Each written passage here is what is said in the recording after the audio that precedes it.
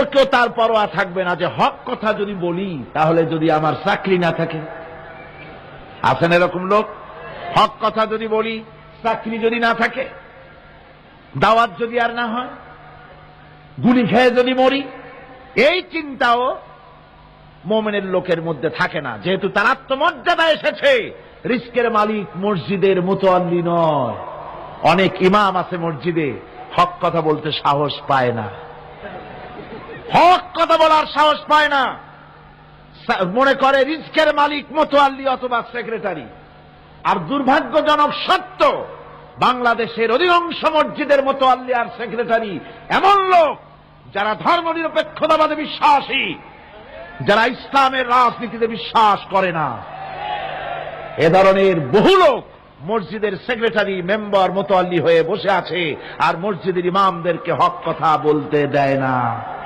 আছে না ইমাম সাহেবরাও? আমি কিন্তু পাইকারি কথা বলছি না। আলহামদুলিল্লাহ, যোগ্যতা সম্পন্ন ইমাম আছেন যারা কথা বলেন। আবার কিছু লোক আছে যারা ভয় পান।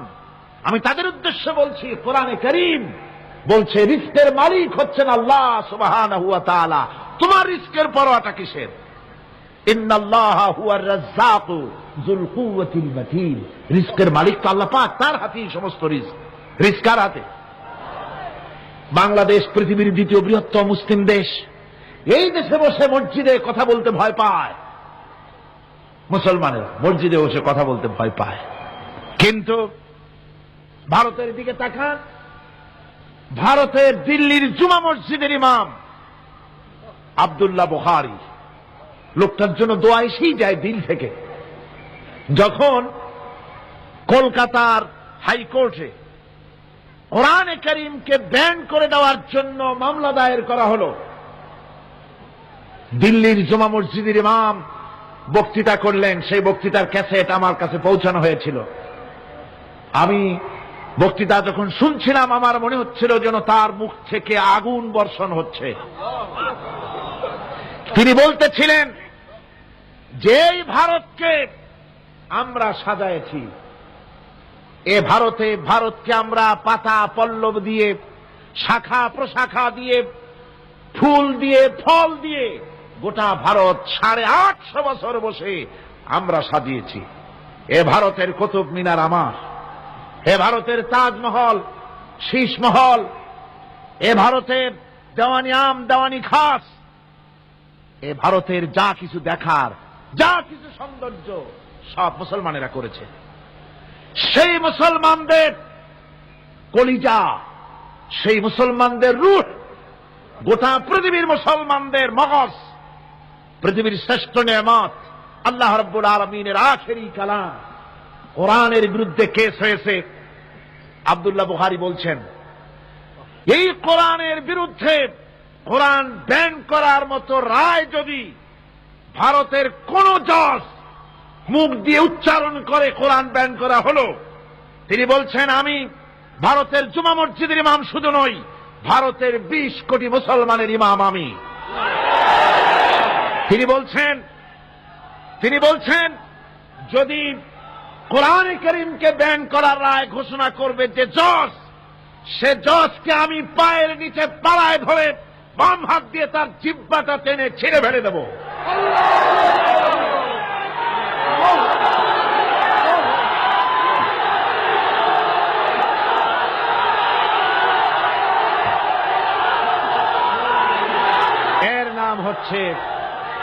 এর নাম ঈমান। জোরে বলেন, এর নাম কি? এর নাম ঈমান। ঈমান আনার পর প্রথম যে কোয়ালিটিটা হবে, সেই কোয়ালিটি হচ্ছে পার্সোনালিটি, আত্মসম্ভ্রম, আত্মমর্যাদা। দুনিয়ায় কারোর সামনে মাথা সে নত করবে না, মাথা নত করবে কেবলমাত্র আল্লাহর কাছে। সে বিশ্বাস করবে খাইরিহি ওয়া শাররিহি মিনাল্লাহি তাআলা, ভালো মন্দ সব কার কাছ থেকে হয়? আল্লাহর কাছ থেকে হয়। সে কিছুতেই বিশ্বাস করবে না যে কোনো মাজারের কাছে গেলে, কবরের কাছে গেলে আমার তকদির পাল্টে যাবে। কোন মোমেন তা বিশ্বাস করবে না। কারণ বুঝতে পেরেছেন, ভালো করার মন্দ করার সত্তা মালিক আল্লাহ সুবহানাহু ওয়া তাআলা। এরপরে 2 নম্বরের যে কোয়ালিটি সৃষ্টি হবে মুমিনের মধ্যে ঈমান আনার পর, সে গুণটা হচ্ছে সে বিনয়ী হবে। বিনয়, বিনম্রতা আর এক বৈশিষ্ট্য হবে।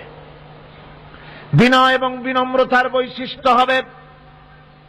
তার কারণ হচ্ছে ঈমান আনার পরে সে জানতে পেরেছে আল্লাহ রাব্বুল আলামিনের কর্তৃত্ব থেকে বেরিয়ে আসার ক্ষমতা কারো নাই। অহংকার করে যাব কোথায়, আস্ফালন করে যাব কোথায়? আল্লাহর রাজত্বের বাইরে, আল্লাহর ক্ষমতার বাইরে যাওয়ার ক্ষমতা তো কারোই নাই। সুতরাং অহংকার তার মধ্যে জায়গা পাবে না। আল্লাহ পাক দুনিয়ার সমস্ত মানুষের জিনকে পরিষ্কার করে বলেছেন, ইয়া মাশারাল জিন্নি ওয়াল ইনস ইন ইসতাতা'তুম আন তানফুযু মিন আকতারিস সামাওয়াতি ওয়াল আরদ فانفذوا لا تنفذون إلا بسلطان। হে পৃথিবীর মানুষেরা আর জেনেরা, যদি সম্ভব হয় আমার আকাশের নিচের থেকে জমিনের উপর থেকে বেরিয়ে যা,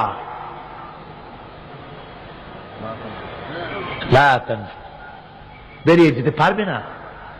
আমি আকাশ এবং জমিন থেকে যদি সম্ভব করতে পারো বেরিয়ে যা। আর যদি কোনো আকাশ থাকে তার নিচে যা, আর যদি কোনো জমিন থাকে তার উপরে যাও।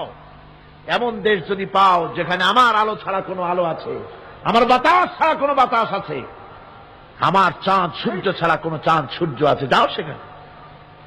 আল্লাহ রাব্বুল আলামিন বলেন নাই এরকম যাওয়ার কোনো উপায় নাই। আমি আল্লাহ রাব্বুল আলামিন আকাশ আর জমিন দিয়ে প্যাকেট করে রেখেছি, আটকায় রেখেছি। আমার রাজত্ব থেকে, আমার ক্ষমতা থেকে, আমার কর্তৃত্ব থেকে বেরিয়ে যাওয়ার ক্ষমতা কোনো মানুষের নাই, কোনো জিনের নাই, কোনো প্রাণীর নাই। সুবহানাল্লাহ ওয়া বিহামদিহি। মানুষ হচ্ছে অহংকার কিসের হবে? তোমরা হচ্ছ ফকির। আল্লাহ পাক বলছেন ওয়াল্লাহুল গনিয়্যু ওয়া আনতুমুল ফুকারা। আল্লাহ হচ্ছেন গনি। আল্লাহ কি?